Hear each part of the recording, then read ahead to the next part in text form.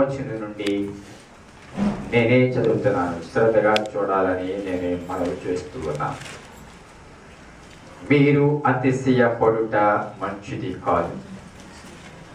పులిసిన పిండి కొంచెమైనను మొత్తంతయు పులియొచ్చునని మీరు ఎరుగురా. మీరు పులిపిండి లేనివారు కనుక క్రొత్త ముద్ద అవుటకై ఆ పాతదైన పులిపిండిని తీసి ఆరవేయుడి. అంతేకాక క్రీస్తు అను మన పస్కా పశువు వధింపబడెను కనుక పాతదైన పులిపిండితోనైనను దుర్మార్గతయు దుష్టత్వమును అను పులిపిండితోనైనను కాకుండా నిష్కపట్యమును సత్యమును అను పులియని రొట్టెతో పండుగ ఆచరిద్దుము. దేవుడు వాక్య భాగాన్ని మన వినికిడిలో దీవించును కాక. రెండు చేతులు పైకెత్తి ప్రభునికి స్తోత్రాలు చెల్లిద్దాం. హల్లెలూయా, హల్లెలూయా. ఈ 2014 విడిచిపెడుతున్న సందర్భము 2015కు ప్రవేశిస్తున్న సందర్భము. ఇది 2014కు చివరి ఆదివారం మనలో ఉన్నాం. నేను మన ఫేస్బుక్లో పెట్టాను, ఒకవేళ మొదటి సంవత్సరం లేకపోతే పిల్లవాడు స్టడీస్ అయిన తర్వాత పేరెంట్స్ మీటింగ్ పెట్టో లేక దేనికో పిలిచో పిల్లవాడు ప్రోగ్రెస్ రిపోర్ట్ ఇస్తారు. ఆ ప్రోగ్రెస్ రిపోర్టు మనం చూసినట్లయితే ఏ సబ్జెక్టుకి ఎన్ని మార్కులు వచ్చాయి, ఆ మార్కులు బట్టి పిల్లవాడు ర్యాంక్ ఎంత, స్కూల్కు అటెండ్ అయిన అటెండెన్స్ ఎంత ఉంది, ఇవన్నీ కూడా ప్రోగ్రెస్ రిపోర్ట్లో కనబడతాయి. ఒకవేళ అదే ప్రోగ్రెస్ రిపోర్టు ఈ సంవత్సరం అంతటిని దేవుడు రాసి ఒకవేళ మన చేతుల్లో పెడితే మన జీవితాలలో ఈ సంవత్సరంలో మన బ్రతుకులో ఎన్ని తప్పిదాలు, ఎన్ని సబ్జెక్ట్స్లో ఫెయిల్ అయ్యాం, ఎంతవరకు మన అటెండెన్స్ ఉంది ప్రభు సన్నిధిలో అని ఆలోచించినట్లయితే చాలామందికి ఆబ్సెంటీస్ కనబడతాయి. చాలామంది కొన్ని సబ్జెక్టులో ఫెయిల్ అయిన వాళ్ళు ఉంటారు. ప్రోగ్రెస్ రిపోర్టు బట్టే పిల్లవాడు ప్రమోట్ అయినట్టు ఉంటుంది, ఆధారపడి ఉంటుంది. ప్రోగ్రెస్ రిపోర్ట్ మార్కులు సరిగ్గా లేక, అటెండెన్స్ సరిగ్గా లేక, అన్నింటిలోనూ అనుకున్న స్థాయిలో పిల్లవాడు యొక్క టాలెంట్ కనబడకపోతే ఆ టీచర్ వచ్చే సలహా అయితే తెలుసా, ఈ సంవత్సరం కూడా ఇదే క్లాస్లో ఉంచితేనే మంచిది. ఎందుకంటే బాగా గమనించండి, నెక్స్ట్ క్లాస్కి ఎందుకు వెళ్ళద్దు అంటారు అని అంటే ప్రోగ్రెస్ రిపోర్ట్లో నిల్లుగా ఉన్నాయి ఒకటి కారణం. రెండవది నెక్స్ట్ క్లాస్ అనేది తప్పకుండా వీడు చదివిన క్లాస్కి డిఫరెంట్గా చెప్పండి ఉంటారు. అసలు ఈ క్లాస్లోనే కాస్త అనుభవం లేకపోతే నెక్స్ట్ క్లాస్లో అసలు చెప్పండి 5వ తరగతి వాడు తీసుకెళ్ళి వయసు ఉందని 10th క్లాస్లో పారేసాం అనుకోండి, ఆడికి 5వ తరగతి 6వ తరగతి వేసినా పర్వాలేదు, కానీ 5వ తరగతి 10th క్లాస్ చేసాం అనుకోండి ఆడు చాలా కష్టపడవలసి వస్తుంది. ఒక బాగా తెలుగు మీడియంలో చదివినోడిని ఇంగ్లీష్ మీడియంలో పాడేస్తే ఆడికి అంత కష్టమే. ఆడు మంచి స్టూడెంటే కావచ్చు, కానీ ఇంగ్లీష్ మీడియంకి వెళ్ళిన తర్వాత ఆడ స్థానం ఫస్ట్ ర్యాంక్ ఉంటుంది, 10th ర్యాంక్ పోతుంది. కారణం ఏంటంటే తెలుసా, వాడి స్థాయి వేరు, ఆ చదువుతున్న స్కూల్ స్థాయి వేరు కనుక. కాబట్టి ఒకవేళ ఇలాగ మనం పరిశీలించుకుంటూ పోతే ఈ సంవత్సరము మన జీవితాల్లో ఎన్నో ఎన్నో ఎన్నో ప్రతికూలతలు, ఎన్నో మైనస్లు మన జీవితంలో కనపడతాయి. ప్రతి మైనస్ను దేవుడు చూసినట్లయితే ఈరోజు మనము ఉండేవాళ్ళము కానీ కాదు. ప్రతి మైనస్ను దేవుడు మనకు పెడుతూ దేవుడు అన్నింటినీ ప్లస్ చేయడానికి దేవుడు ఇష్టపడుతున్నాడు కనుక మనం సజీవంగా ఉన్నామనే విషయాన్ని మనం జ్ఞాపకం చేసుకోవాలి. ఈ వారంలో మనము రేపు గురువారము మన పండగ అనుకోవాలి, లేదంటే నూతన సంవత్సరం అనుకున్నాం, మనము ప్రవేశించబోతున్నాం. నూతన సంవత్సరాలు మనం ప్రవేశించబోతున్నాం. అందరూ కూడా దానికి సిద్ధపడుతున్నారు, చాలా రకాలుగా సిద్ధపడుతూ ఉన్నారు. మెటీరియల్గా సిద్ధపడే వాళ్ళు కొంతమంది అయితే, మరి ఫైనాన్షియల్గా సిద్ధపడేవారు కొంతమంది అయితే 2015 ఒక ప్లాన్ వేసుకుని ఇప్పటి నుంచే అలా చేయాలి ఇలా చేయాలి అని ఒక స్ట్రక్చర్ గీసుకుని ప్రవేశించడానికి సిద్ధపడుతున్న వారు కూడా ఉన్నారు. ఈరోజు ఎంతమంది అయితే 2015లోకి ప్రవేశించడానికి ఇష్టపడుతున్నారు, సిద్ధపడుతున్నారు, దేవుడు వారితో నేరుగా మాట్లాడుతున్నాడు. అనగా ఎవరైతే పండుగను ఆచరించడానికి సిద్ధపడుతున్నారు, ఎవరైతే ఎంతమంది అయితే 2015లోకి ప్రవేశించడానికి ఇష్టపడుతున్నారో దేవుడు వారితో నేరుగా మాట్లాడుతున్నాడు. మీరు అతిశయపడుట మంచిది కాదు. పులిసిన పిండి కొంచెమైనను మొత్తంతయు పులియు చేయనని మీరు ఎరుగురా. గమనించండి ప్రియ సహోదరి సహోదరుడా, పిండిలో కనుక ఒకవేళ పులిసిన పిండి కనుక ఉంటే, ఆ పులిసిన పిండిని ఒకవేళ మనము మంచి పిండితో కలిపితే కనుక ఏమవుతుందో తెలుసా? తప్పకుండా బాగుగా ఉన్న పిండి, మామూలుగా ఉన్న పిండి కూడా పులుపు పిండి అయిపోతుందనే విషయాన్ని మనం జ్ఞాపకం చేసుకోవాలి. దేవునికి స్తోత్రం చేద్దాం గట్టిగా. హల్లెలూయా. 2 చేతులు పైకెత్తి చేద్దాం. కాబట్టి పులిసినది కొంచెం ఉన్న మంచి దాన్ని పాడు చేస్తుందనే విషయాన్ని మనం అర్థం చేసుకోవాలి. అందుకే ఇక్కడ వాక్య భాగం చెప్తుంది, పులిసిన పిండి కొంచెమైనను మొత్తంతయు కూడా పులియు చేయనని మీరెరుగురా. ఒకవేళ మంచి పిండిని మనం బాగా తీసుకుని ఒక ప్రక్కన పెట్టి ఒక ముద్ద ఒకవేళ పులుసుని పిండి మనం తీసామనుకోండి, తినక ముందు దీని టేస్ట్ చూడండి, దీని టేస్ట్ చూడండి, ఖచ్చితంగా దీని టేస్ట్ వేరేగా ఉంటుంది, దీని టేస్ట్ వేరేగా ఉంటుంది. ఇది పులుసినది అని దాని రుచిని బట్టి మనం చెప్పచ్చు. ఇది మంచి చప్పగా ఉంది అని దీని రుచిని బట్టి మనం చెప్పచ్చు. కానీ ఒకవేళ ఇదే పులిసిన ఈ మొత్తను తీసుకువెళ్ళి ఆ మంచి పిండితో మనం కలిపేసాం అనుకోండి, ఖచ్చితంగా బాగా గమనించండి, దీని పులుపు మారదు కానీ దాని రుచి మాత్రము అదవుతుంది అన్నమాట. ఇది ఇందులో ఉన్న అక్కడ ఉన్న పులగానే ఉంటుంది. మరి దీని వల్ల దేనికి పులుపు వస్తుందంటే మంచిగా ఉన్న దానికి పులుపు వస్తుందనే విషయాన్ని మనం గమనించాలి. అందుకే 7వ వచనంలో ఏమంటాడంటే, మీరు పులిపిండి లేని వారు కనుక కొత్త ముద్ద అవుటకై ఆ పాతదైన పులిపిండిని తీసి పారవేయుడి అని చెప్తున్నాడు. అంటే కొత్త పిండి లేకపోతే మనం వెయ్యాలి, లేకపోతే ఏదైనా వండాలి అనుకున్నప్పుడు భక్తుడు చెప్తున్న మాట ఏంటంటే ఇది పాడవకూడదు అని అనుకున్నప్పుడు తప్పకుండా ఈ పులిసిన పిండిని వేరు చేసేయాలి, దాన్ని పారవేయాలి. ఎందుకంటే ఈ పులిసిన పిండిని మంచి పిండితో కలిపేవంటే ఆ మంచి పిండి కాస్త కూడా పాడైపోతుంది, పులిసిపోతుంది అని భక్తుడి ఆలోచన అనే విషయాన్ని మనం జ్ఞాపకం చేసుకోవాలి. కాబట్టి ఏంటి ఈ పులిపిండి గురించి ఎందుకు దేవుడు ఈ 2014 చివరి ఆదివారం మాట్లాడుతున్నాడు? ఎందుకు దేవుడు ఈ వాక్యాన్ని నాకు చూపించాడని ఆలోచించాను. ఎందుకంటే మొన్న కొరింథీయులకు రాస్తున్న పత్రిక మీద ఎవరి బిడ్డలందరికీ పరీక్ష పెట్టడం జరిగింది. ఆ రోజు నేను పేపర్ తయారు చేస్తున్నప్పుడు ఈ మాట ఒక్కసారిగా నాకు కనబడినప్పుడు ఆ రోజు నేను ధ్యానం చేయలేదు, విడిచిపెట్టేశాను. గత రాత్రి నేను తీసి ధ్యానం చేయడం ప్రారంభించాను. ఏంటి దీని విషయం ఏమిటి, అసలు దేవుడు ఎందుకు ఈ మాట చూపించాడు అని అధ్యయనం చేయడం ప్రారంభిస్తే మన జీవితాలు ప్రాముఖ్యంగా చదివిన నా జీవితము ఇందులో కనబడిన విషయాన్ని నేను మొదటగా జ్ఞాపకం చేస్తున్నాను. ఎందుకంటే దేవుడు మొదటగా నాతో మాట్లాడకపోతే నేను మీతో మాట్లాడలేను. కాబట్టి ఇది కేవలము నిలబడి నాకు మైక్ ఉంది కదా, లేకపోతే నేను చెప్పేయగలడం వరకు నా పని అని అనుకుంటే కాదు. కానీ బైబిల్ గ్రంథం ముందు మనమందరము కూడా నేర్చుకోవలసిన వారమై ఉన్నాము, మనమందరం కూడా సరి కాబడవలసిన వారమై ఉన్నాము అనే విషయాన్ని నేను జ్ఞాపకం చేస్తుంటే ఎప్పుడు చదువుతుంటాను. ఈ ధ్యానించినప్పుడు నిజమే పచ్చగా చక్కగా ఐశ్వర్యకరంగా మంచిగా చప్పగా ఆరోగ్యకరంగా ఉన్న పిండి ఈరోజు ఎందుకు పాడైపోతుందో తెలుసా? పులిపిండి వలన పాడైపోతుంది.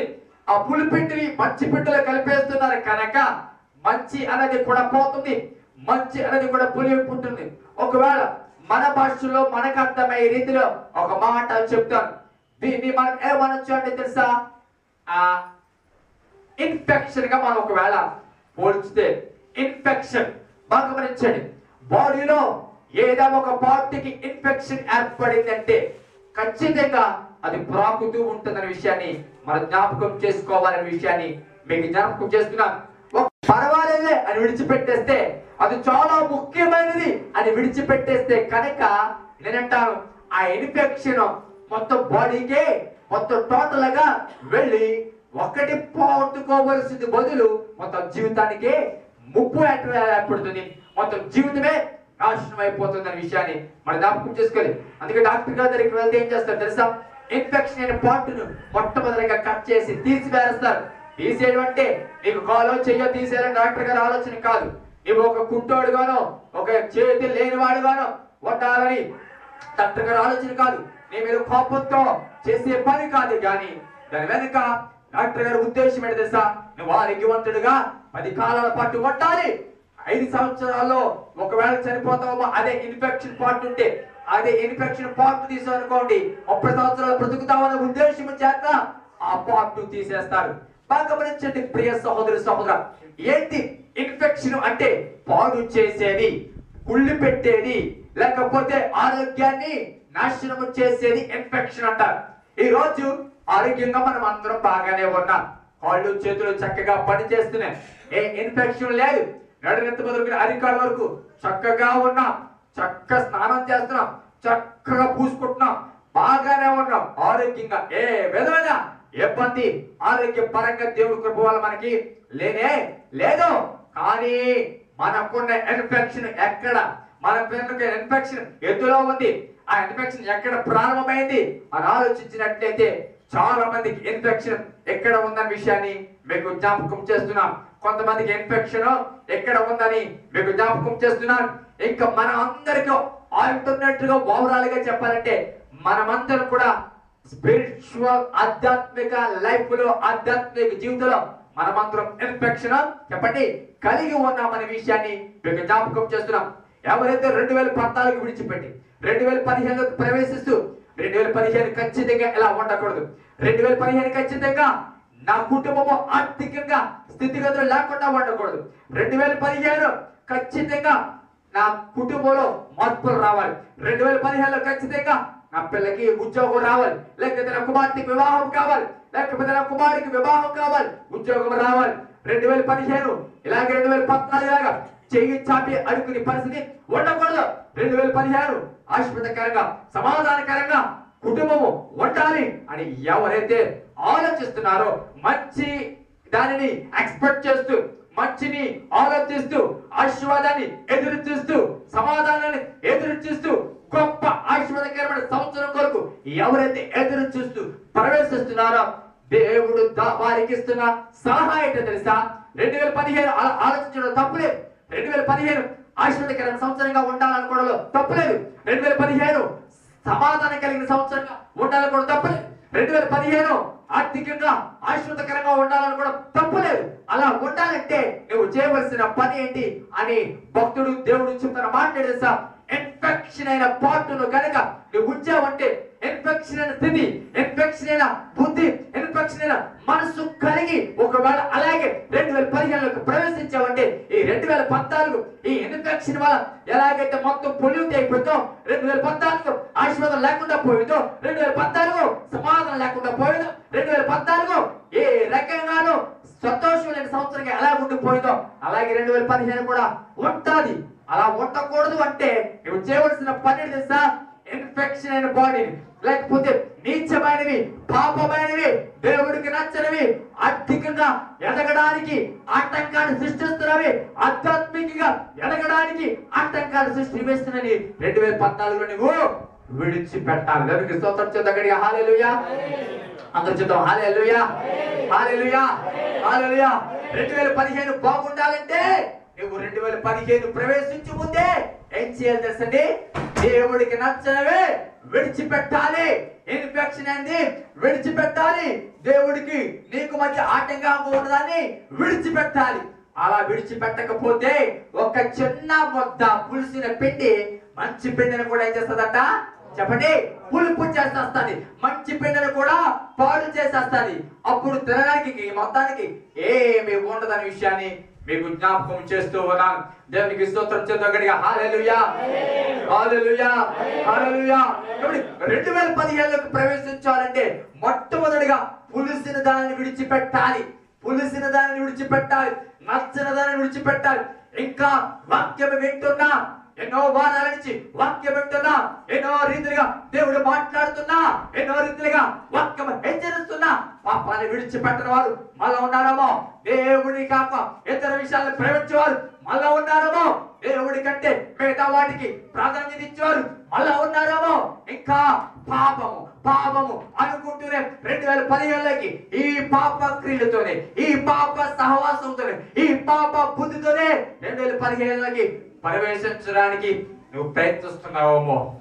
అలా ప్రయత్నిస్తే కనుక 2015లో కూడా ఏ మార్పు చెప్పండి?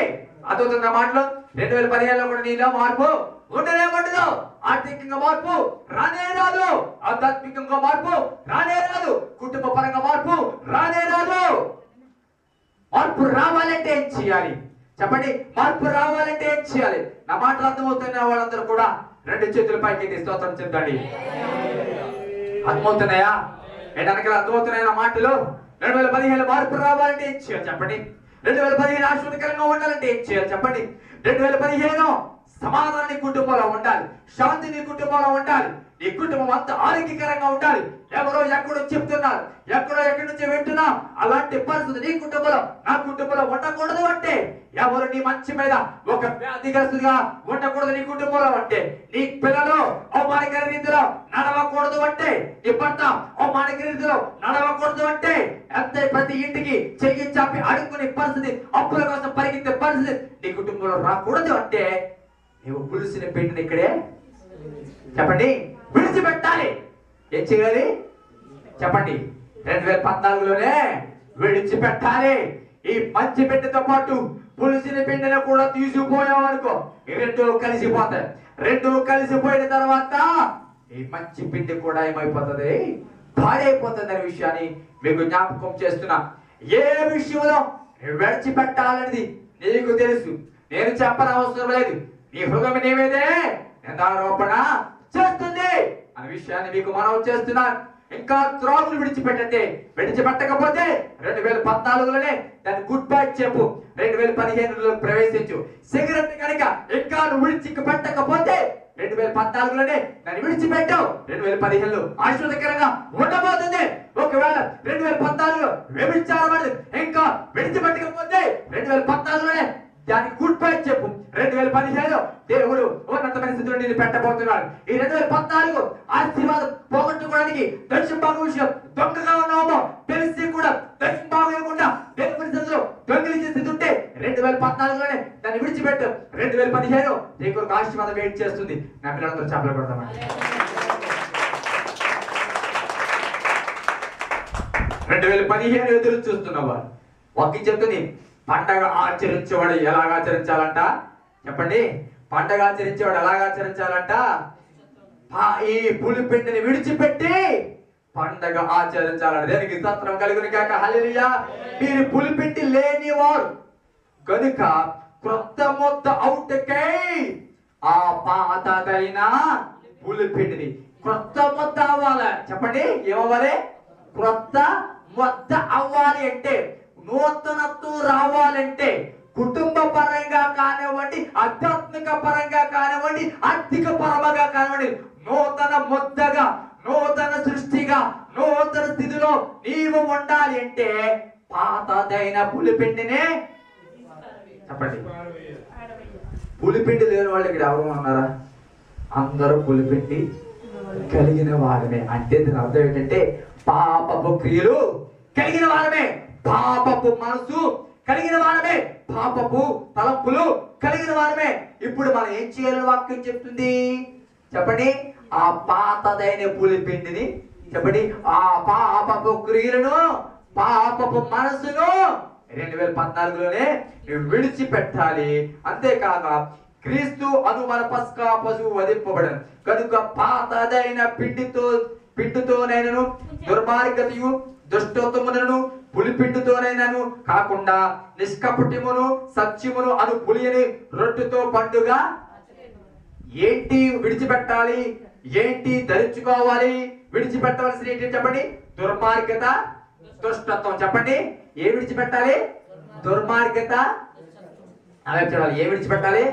దుర్మార్గత, దేవునికి స్తోత్రం కలుగును కాక. ఏం వేసుకోవాలి? ఏం తొడుక్కోవాలి? కొంతమందికి కొత్త బట్టలు లేకపోతే న్యూ ఇయర్ లేనే లేదు.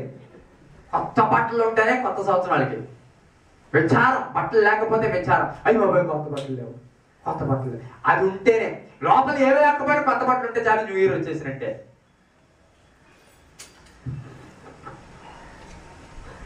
మరి ఏం వేసుకోవాలి? పాతదాన్ని ఇక్కడ విడిచిపెట్టి ఇంకా రోజు పాత అనే మాట ఉండదు, అంత కొత్త. పై కనబడేవన్నీ కొత్త కొత్త వస్త్రాలు. ఈ సంవత్సరం ఏదైతే లేటెస్ట్ గా లాంచ్ అయ్యో, లేటెస్ట్ గా ఏవైతే వచ్చాయో, పేపర్లు యాడ్ చూసి, టీవీలు యాడ్ చూసి అక్కడ పులో పట్టిపోవడం. ఏది ఏంటి? సపోజు ఒకలాంటి చీరో, ఒకలాంటి డ్రెస్సో, ఒకలాంటి ప్యాంటు షర్టో వాడడం, అదే లాంటిది కొనుక్కుంటారా? చెప్పండి. ఆడవాళ్ళు కానీ మగవాళ్ళు కానీ అదే లాంటిది కొనుక్కుంటారా? కొనుక్కోరు. మరేం కొనుక్కుంటారు? షాప్కి వెళ్ళి మొట్టమొదటిగా లేటెస్ట్ డిజైన్స్ ఏమైనా ఉన్నాయండి? ఏమంటారు? లేటెస్ట్గా వచ్చినాయి, ఈ మధ్యకాలంలో లేటెస్ట్గా వచ్చినాయి. మన క్రైస్తవ శారీలు ఏం శారీ అమ్మంటే ముకుందా శారీ. ఏం శారీ అంట? పేరు ఏంటంట? ముకుందా శారీ అని ఒకడు. అన్ని టైటిల్స్. దేవునికి స్తోత్రం కలుగును కాక. హల్లెలూయా. షాప్కి వెళ్ళి లేటెస్ట్ తీయమంట బయటికి. ఒకవేళ ఏదైనా ఎదురు అబ్బే లాస్ట్ ఇయర్ కట్టేసానండి, అబ్బే మనకి పని చేయదు. లేటెస్ట్ గా ఏమైనా వచ్చే చెప్పండి. లేటెస్ట్ గా షాప్కి వెళ్ళి లేటెస్ట్ కోసం ఆయన బుర్ర తినేసి ఆయన చెవులలోంచి రక్తం వచ్చేసేలాగా, గోపులు పగిలిపోయేలాగా ఆడవాళ్ళు షాపింగ్కి వెళ్ళారంటే ఆడి పని అయిందే. దీంట్లో ఎంత లేటెస్ట్ కావాలో ఎవరన్నా కట్టుకుంటే ఇది లాస్ట్ ఇయర్ కట్టేసినట్టు కదా అంటారో గబుక్కుని. గబుక్కుని ఎలా తెలుసా? మన చీర కట్టామంటే గబుక్కుని ఎదుటి వాడికి ఆకర్షణీయంగా ఉండాలి. ఖచ్చితంగా ఎక్కడ తీసేవే బాగుంది అని అడగాలి. అంత లేటెస్ట్ కోసం మనం ప్రయత్నం చేద్దాం. అవునా చెప్పండి? అంత లేటెస్ట్ కోసం మనం ప్రయత్నం చేద్దాం. పాతలాడి కట్టడం నేను ఎవరిని అడగడం, అంతే కదా? అడుగుతుందా? అది కొత్తది కట్టామంటే, డిఫరెంట్ గా కట్టామంటే ఖచ్చితంగా అడుగుతాడు. ఎక్కడ కొన్నావు ఏంటి? బాగా షాపులోకి వెళ్ళి లేటెస్ట్ ఎంచుకుని లేటెస్ట్ లేటెస్ట్ లేటెస్ట్ అని రాకులాడుతూ లేటెస్ట్ న్యూ ఇయర్ కోసం సిద్ధపడతావు కదా. మరి 2015 లేటెస్ట్ గా ఉండాలి, ఆశ్వాదకరంగా ఉండాలనుకుంటే నీవు ఇంకా పాప క్రియలు విడిచిపెట్టకుండా పాత పాత పాత పాపం పాత, చుట్టా పాత, వీడి పాత, వ్యభిచారం పాత, సినిమా చూడటం పాత, ఊదలాడటం పాత, ఇవన్నీ జీవితాలు పాత పాత అనుకుంటూ 2015లోకి వెళ్ళిపోతున్నాం. 2015లోకి వెళ్లే ముందు 2015 ఆశ్వాదకరంగా ఉండాలని కోరుకుంటున్న నీవు, 2015లో నీ జీవితంలో మార్పు రావాలని కోరుకుంటున్న నీవు ఏం విడిచిపెట్టాలి చెప్పండి? ఏం విడిచిపెట్టాలి చెప్పాలి గట్టిగా? ఏం విడిచిపెట్టాలి? పులిసిన పిండిని చెప్పండి, చెప్పండి. విడిచి పెట్టాలి. గట్టిగా స్తోత్రం చెప్తాం గట్టిగా. హల్లెలూయా, గట్టిగా హల్లెలూయా. నిర్గమకాండలో ఒక మాట చెప్తాను. నిర్గమకాండలోకి వద్దాం. నిర్గమకాండము 12వ అధ్యాయము, నిర్గమకాండము 12వ అధ్యాయము 15వ వచనం నుండి నేనే చదువుతున్నాను. నిర్గమకాండము 12వ అధ్యాయము 15వ వచనం నుండి 7 దినములు పులియని రొట్టెల దినములు మొదటి దినమున మీ ఇండ్లలో నుండి పొంగినది పారవేయవలెను. మొదటి దినము మొదలుకొని 7వ దినము వరకు పులిసిన దానిని తిని ప్రతి మనుషుడు ఇశ్రాయేలీల నుండి కొట్టివేయబడెను. ఏమన్నాడు? ఒకవేళ ప్రవేశించిన తర్వాత కూడా ఇంకా పాత పులిపిండినే తింటే, ఇంకా పాత పులిపిండి క్రియలే ఉంటే దేవుడు చెప్తున్న మాట ఇశ్రాయేలీల నుండి నేను దేవుడు చెప్పండి కొట్టివేస్తాడు. దానికి స్తోత్రం కలుగును కాక. ఎన్నిసార్లు వాక్యము హెచ్చరించినా, ఎన్నిసార్లు దేవుడు మాట్లాడినా, ఎన్నిసార్లు పదే పదే పదే పదే పదే నీ పాపాన్ని ఎత్తి చూపించినా విడకపోతే దేవుడు చెప్తున్న మాట తెలుసా? నేను నిన్ను కొట్టివేయదు. దానికి స్తోత్రం కలుగును కాక. రేషన్ కార్డులో పేరు తీసేస్తే భూమి ఆకాశం ఒకటైపోద్ది మనకి. చెప్పండి. ఈ లోకంలో రేషన్ కార్డులో పేరు తీసేస్తే భూమి ఆకాశం ఒకటైపోతుంది. తల్ల కింద తపస్సులు చేసేస్తాం, అక్కడ పేరు కొట్టేస్తాడంట. ఇది చూసుకోండి, ఈ రేషన్ కార్డు లేకుండా పర్లేదు, దేవునికి స్తోత్రం, ఏదోలాగా మనకు వస్తాయి. కానీ అక్కడ కార్డులో అక్కడ లిస్టులో నీ పేరు లేకపోతే అది గొప్ప ప్రమాదం. ఒకవేళ మళ్ళా రేషన్ కార్డు రాసినప్పుడు మళ్ళీ అప్లై చేసుకుంటూ రావచ్చు కాక, లేదా పోయింది రేషన్ కార్డు అంటే కొత్త రేషన్ కార్డు ఇవ్వచ్చు కాక లోపల. కానీ అక్కడ లిస్టులో లేకపోతే మళ్ళా రామా చూద్దాం అనే మాట ఉండనే ఉండదు. ఈ 200 నుంచి కొంచెం ఎలా నా పేరు రాసేయండి అంటారా? అలాంటి పప్పులు అక్కడ ఏమి చెప్పండి. దేవునికి స్తోత్రం దగ్గరగా హల్లెలూయా హల్లెలూయా. స్పష్టంగా దేవుడు చెప్తున్న మాట తెలుసా? మొదటి దినం మొదలుకొని 7వ దినం వరకు నీవు పులిగిన వాటిని ఏం చేయాలంట? విడిచిపెట్టాలి, పారవేయాలి. అలా పారేయకపోతే ఇశ్రాయేలు దినములో ఆ లిస్టులో నుంచి కొట్టివేయపోతాం. తర్వాత ఆ మొదటి దినమున మీరు పరిశుద్ధ సంఘముగాను 7వ దినమున పరిశుద్ధ సంఘముగాను కూడికొనవలెను. ఆ దినముల యందు ప్రతి వాడు తినవలసింది మాత్రమే మీరు సిద్ధపరచవచ్చును, అది కాక మరి ఏ పని చేయకూడదు. దేవునికి స్తోత్రం చేద్దాం గట్టిగా హల్లెలూయా. అందరూ 2 చేతులు పైకెత్తి చేద్దాం. హల్లెలూయా హల్లెలూయా. అర్థమవుతున్నాయి నా మాటలు? అర్థమవుతున్నాయండి? కొత్త వారికి అర్థమవుతున్నాయా? చెప్పండి. కొత్త వారికి అర్థమవుతున్నాయా? అర్థమవుతున్నాయా? దృష్టి పెడితే అర్థమవుతాయి, దృష్టి పెట్టకపోతే అర్థం కాదు. కింద టీవీలో స్క్రోల్స్ వస్తాయి కదా, స్క్రోలింగ్ వస్తాయి కదా, కింద చూసారు ఎప్పుడైనా స్క్రోలింగ్?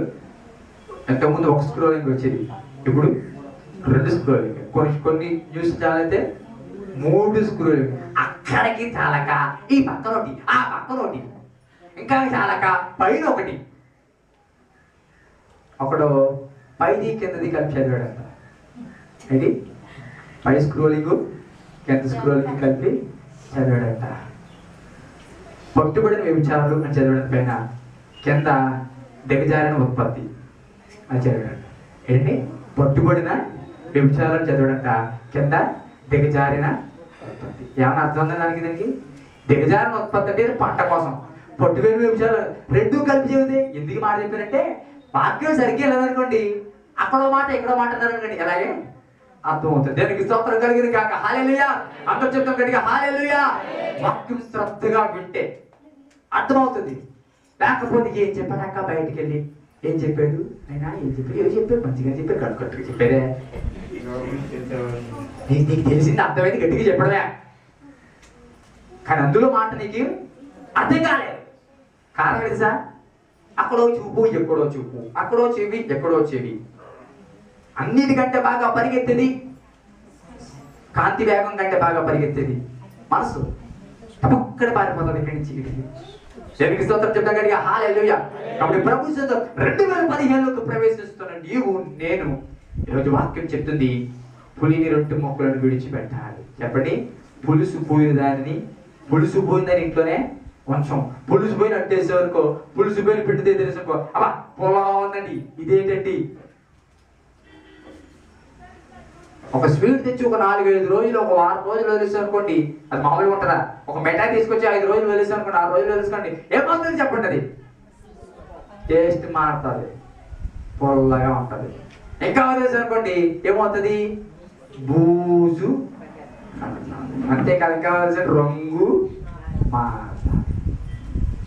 రంగు మారేసిన, బూజు కట్టేసిన, అది తినేస్తావా? ఏం చేస్తావా? రంగు మారిపోయింది, బూజు కట్టేసింది, అందరికి పంచి పెడతావా? ఏం చేస్తావు? పారే అంటావు. మరి ఇప్పుడు మనకి బూజు పట్టేసింది, కుళ్ళిపోయింది, కానీ దాన్ని బాగా పెట్టేసుకుని అలే కొత్త ఏడు మొదలు పెట్టేను, మన బ్రతుకునందు క్రొత్త ఏడు. ఏంటి? లోపల బూజు పట్టేసి కుళ్ళిపోయిన లోపల ఉన్న కాడ ఇంకా కొత్త ఏడు పాట పాడుకుంటూ వెళ్ళిపోతున్నాం. ఏం చేయాలి? 2015లోకి ప్రవేశిస్తున్న నీవు పులిసిన దానిని చెప్పండి విడిచిపెట్టాలి. ఏంటి పులిసిపోయింది? ఏంటి పులిసిపోయింది? ఏంటి పులిసిపోయింది? చెప్పండి. పులిసిపోయింది ఏంటి? పులిసిపోయింది ఇంట్లో అన్ని బాగానే ఉన్నాయి అనుకుంటారా? బుద్ధి పులిసిపోయింది కొంతమందికి, జేబు పులిసిపోయింది కొంతమందికి, ప్రార్థన ప్రార్థన చేసుకునే స్థితి లేదు కొంతమందికి, ఆదివారం రెగ్యులర్గా వచ్చే స్థితి లేదు కొంతమందికి. ఇవన్నీ ఏం చేయాలి? ప్రభు కొరకు మనం 2014లోనే చెప్పండి విడిచిపెట్టాలి. విడిచిపెట్టమని ఖచ్చితంగా చెప్పట్లేదండి. నీకు 2015 ఒక ఆశ్చర్యకరమైన సంవత్సరం కావాలంటే మాత్రం విడిచిపెట్టు. అదొక మాటలో 2015 బాగుండాలి అనుకున్న వాళ్ళు కోరు చేద్దని 2015 బాగుండాలండి, పర్వాలేదు ఎలాగోనా పర్వాలేదండి, ఎలా సాగిపోతాను అన్నవాళ్ళు, బాగుండాలన్న కోరుకుంటున్న వాళ్ళు.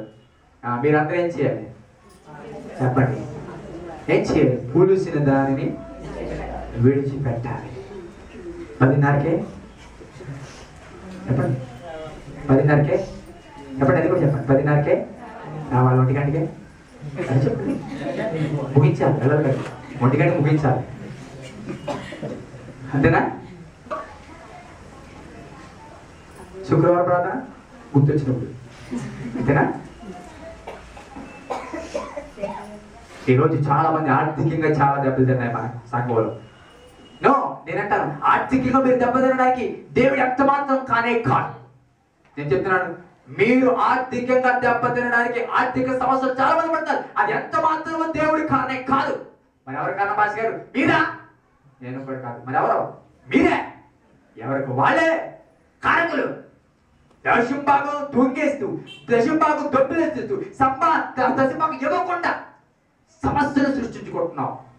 దేవుడికి ఇవ్వాల్సింది నువ్వు దాచిపెడుతున్నంత కాలము దేవుడికి చెప్తున్నాను, ఆయన వాక్యానికి మించి ఆయన ఏది చేయలేడు. వినపడుతుందా? ఈ వాక్యానికి మించి, వాగ్దానానికి మించి ఆయన ఏమి చెప్పండి చేయలేడు.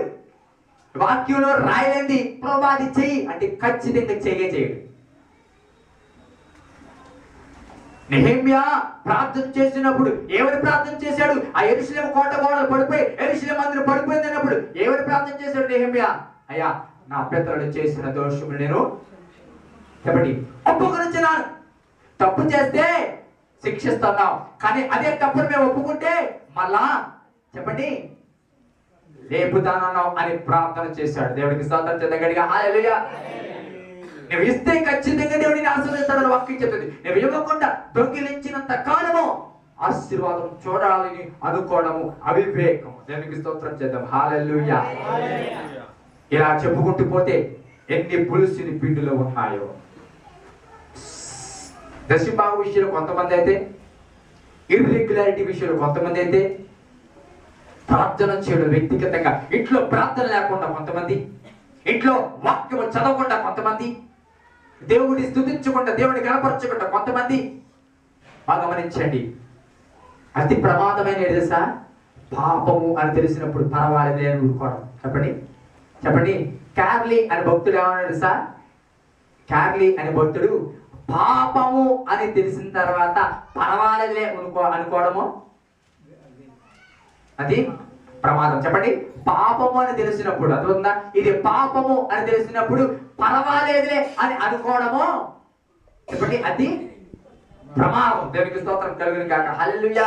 గడిగిద్దాం, హల్లెలూయా, హల్లెలూయా. ఒక పాయిజన్ ఉందని దాన్ని స్ప్రెడ్ అవ్వకుండా, గాలిలో కలవకుండానే ముందుకు ఏం చేద్దాన్ని చెప్పండి పారవేయాలి. దేవునికి స్తోత్రం చేద్దాం గట్టిగా, హల్లెలూయా. వీడ్స్ అని ఉంది, WEEDS, వీడ్స్ అంటే తెలుగులో కొలుపు అంటారు. కలుపు మొక్క. దాని గురించి ఎప్పుడో తెలుసా? బైబిల్ గ్రంథంలో కలుపు మొక్కల గురించి రాయబడింది తెలుసా? దానికి మన ప్రత్యేకత చెప్తారు చూడండి. అదంట ఎవడు ఎక్కలేదండి, బాగా గమనించండి, ఎవడు ఎక్కలేదు. అంతేకాదు అక్కర్లేని చోట మొలిసేవి కలుపు మొక్కలు. చెప్పండి, అక్కర్లేని చోట, నా మాట అర్థమవుతుందా? అక్కర్లేని చోట అవసరం లేకపోయినా మొలిసేవేంటి చెప్పండి కలుపు మొక్కలు. మొదటిది. రెండోది తెలుసా? మిగిలిన మొక్కలకి ఈ కలుపు మొక్కలు కాంపిటీషన్ అంట. అర్థం మాటలు, మిగిలిన మొక్కలకి కలుపు మొక్కలు ఎవరు వేయకపోయినా ఆయన మొలిసేసి నేను ఉన్నాను అని కాంపిటీషన్ అంటే ఏ మొక్కలకి? ఒరిజినల్ మొక్కలకి. దేవునికి స్తోత్రం చెప్తాం గట్టిగా, హల్లెలూయా. నా మాటలు అర్థమవుతున్నాయా? ఈ రోజు కలుపు అనేది మన జీవితంలో ఏదో పాపం రూపంలో, ఏదో క్రియ రూపంలో మళ్ళా మలుతుంది. అది నువ్వు వేయకపోయినా సాతాను ఏదో వేస్తాడు, నువ్వు ఏం చేయకపోయినా, దానికి నాటకపోయినా, వెతకపోయినా కలుపు అనేది, పాపం అనేది చాలా ఈజీగా మళ్ళీ ప్రవేశిస్తుంది. అది వద్దనుకున్నప్పుడు లోపల ఉంటుంది. ఇది ఏంటి తెలుసా? కాంపిటీషన్. మంచి కోసం, మంచితో పాటు ఇది కూడా కాంపిటీషన్ గా పెరుగుతుందంట. ఈరోజు అటువంటి కలుపు నీలో ఉందామో, అటువంటి కలుపు మొక్కలు నీలో ఉన్నాయేమో. అలాంటి కలుపు మొక్కలు ఉంటే ఆరోగ్యంగా ఉన్న మొక్కలకి కూడా ప్రమాదం. అటు చక్కటి పంట నీ చేతికి రావాలంటే కలుపు మొక్కలు ఏం చేయాలి చెప్పండి? చెప్పండి గట్టిగా. కలుపు మొక్కలు ఏం చేయాలి? నువ్వు తీసి పారవేయాలి. అది తీసి పారవేసినప్పుడే ఆ పంట సరిగ్గా పండుతున్న విషయాన్ని మీకు జ్ఞాపకం చేస్తున్నా. ఈరోజు పండగ ఆచరిస్తున్నాం, పండగ ఆచరించడానికి సిద్ధపడుతున్నాం. పండగ ఆచరించడానికి రెడీ అవుతున్నాం, అనేక రకాలుగా సిద్ధపడుతున్నాం. మంచిదే, సిద్ధపడటం మంచిదే. కానీ ఎలా సిద్ధపడాలి తెలుసా? పులి అని వాటిని చెప్పండి, పులిసిన దాని నుంచి నువ్వు ఇప్పుడే తీసి పారవే. ఇప్పుడే నీ జీవితంలో మార్పు రాని. ఇక్కడి నుంచి 2014 లాగా 2015 నేను అలాగా ఉండకూడదు అని మార్పు నీలో రావాలి. ఖచ్చితమైన నిర్ణయం నీలో రావాలి. పులిసిన దానిని ఎలాగైతే ఇతరులకి పెట్టవో, పులిసిన దానిని ఎలాగైతే ఇంట్లో ఉంచుకోవో, పులిసిన దానిని ఎలాగైతే తినవో, అలాగే నీ జీవితంలో, ఆధ్యాత్మిక జీవితంలో పులిసిన దానిని వెంటనే విడిచిపెట్టాలి. సంవత్సరాలు గడిచిపోతున్నాయి, నూతన సంవత్సరాలు ఎదుర్కొంటున్నారు. ఎన్నో నూతన సంవత్సరాలు అయిపోయి, ఎన్నో న్యూ ఇయర్లు అయిపోయి, ఎన్నో జాతీయ పట్లకి విషయాపియర్ అని చెప్పు. అందరూ చెప్తారు విషయాపియర్, ఎవరు చెప్పకుండా. అలాగని ఆ విష్ చేసినంత మాత్రాన మనకి హ్యాపీ న్యూ ఇయర్ వచ్చేస్తుందా? ఆ న్యూ ఇయర్ అంత హ్యాపీ వచ్చేస్తుందా చెప్పండి? అది ఫార్మాలిటీగా చెప్పండి, అలవాటుగా చెప్పే మాట. కానీ ఆ మాట నీ జీవితంలో నెరవేరవాలంటే, నిజంగా హ్యాపీ న్యూ ఇయర్ నీకు కావాలి అంటే, హ్యాపీ న్యూ ఇయర్ నీ జీవితం ఉండాలి అంటే, నీవు జీవితంలో చేయవలసిన పులిసిన దానిని చెప్పండి విడిచిపెట్టాలి. పులిసిన దానిని విడిచిపెట్టాలి. దేవుడికి నచ్చిన దాన్ని చెప్పండి చెప్పండి చెప్పండి దేవుడికి నచ్చిన దానిని విడిచిపెట్టాలి. ఎవరు చెప్పట్లేదు. నీ హృదయమే నీ మీద నిందారోపణ చెప్పండి, నీ మీదే నిందారోపణ చేస్తుందా? చేస్తుందా? నీ మీద నిందారోపణ చేస్తుందా? చెప్పండి. పక్క వారికి చేయించి పులిసిన దానిని విడిచిపెట్టాలని చెప్పండి. పక్క వారికి చేయమండి, పులిసిన దానిని విడిచిపెట్టని చెప్పండి. ఏం చెప్తారు? ఏం చెప్పారు? పులిసిన దానికి ఇంకా ఉంచుకోకుండా అంటారు. ఏం చెప్పారు? పులిసిన దాన్ని చెయ్యట్టి, పులిసిన దానిని విడిచిపెట్టును కాక అని చెప్పండి గడిగా. తెలుగు స్తోత్రం చెప్పండి గడిగా. హల్లెలూయా, హల్లెలూయా, హల్లెలూయా, హల్లెలూయా. పులిసింది పోయింది అనుకోండి, ఇంక నీ దగ్గర మిగిలేది ఏంటి? మంచి ముద్ద. ఏం చెప్పండి? పులిసింది పోయిన తర్వాత నీ దగ్గర మిగిలేది ఏం చెప్పండి? మంచి ముద్ద. ఆ ముద్దతో ఏం చేసినా రుచిగానే ఉంటుంది. చెప్పండి, రుచిగానే ఉంటుంది. రంగు, రుచి క్యాప్ చేస్తారని మీరు బాగా. మన యశన్ గారు జాన్ వెస్లీ గారు వచ్చారు కదా, రాజమండ్రి జాన్ వెస్లీ గారు. అంటే జాన్ వెస్లీ అంటే ఈ జాన్ వెస్లీ గుర్తు, ఈ జాన్ వెస్లీ కదండి, first time minister John Wesley. ఇలా ఏదైనా అడిగాడు, ఆయన చెప్తే భలే కనెక్ట్ అవుతారు మీరు అనవాడు. ఓకే వాడుతున్నారా? భలే కనెక్ట్ అయ్యారు. దేనికి స్తోత్రం కలిగిన కాక. హల్లెలూయా. పులిసిన దానిని విడిచిపెడతాం. పులిసిన దాన్ని విడిచిపెట్టావా లేదా అని ఎలా తెలుస్తుంది? ఇప్పుడు చెప్పండి. మీ అందరికి ప్రశ్న వేస్తున్నాను. మనవాడు పులిసిన దాన్ని విడిచిపెట్టేశారా అనేది ఎలా తెలుస్తుంది? చెప్పండి. క్రియలు, వాడి జీవితంలో వచ్చే మార్పులు. చెప్పండి, వాడి జీవితంలో వచ్చే మార్పులు. దానికి స్తోత్రం చేద్దాం గట్టిగా. హల్లెలూయా, హల్లెలూయా. ఎంతమంది నిజంగా 2015 ఆర్థికంగా మార్పు రావాలని కోరుకుంటున్నారు? చెప్పండి. ఆర్థికంగా ప్రస్తుతానికి అది చాలా ఇంపార్టెంట్ మన సంఘానికి. చెప్పండి, ఆర్థికంగా ఎంతమంది మార్పు కోరుకుంటారు? ఆర్థికంగా కోరుకుంటున్నారా? ఇప్పుడు చేద్దాం. ఆర్థికంగా కోరుకున్న వాళ్ళు ఏం చేయాలి అది చెప్పండి. చేతులు ఎత్తారు, చెప్పండి. దానికి సొల్యూషన్ కూడా చెప్పండి. దేవునికి ఇవ్వాల్సింది ఇవ్వాలంటే దాంట్లో చాలా తేడాలు ఉన్నాయి. అప్పుడప్పుడు 50 రూపాయలు 100 రూపాయలు చేతులు ఆడుతాను కదా పాస్ గారు. అది కాదు, కానుకకి దశంభాగానికి తేడా. కానుక వేరు, దశంభాగం వేరు. దశంభాగం అనేది వాక్యం చెప్తుంది, నీ కష్టార్జితంలో వచ్చిన దానికి 10వ వంతు. చెప్పండి, నీ కష్టార్జితం నుంచి వచ్చిన దానికి 10వ వంతు. పోవాలంటే నువ్వు చేయవలసిన పని అనేది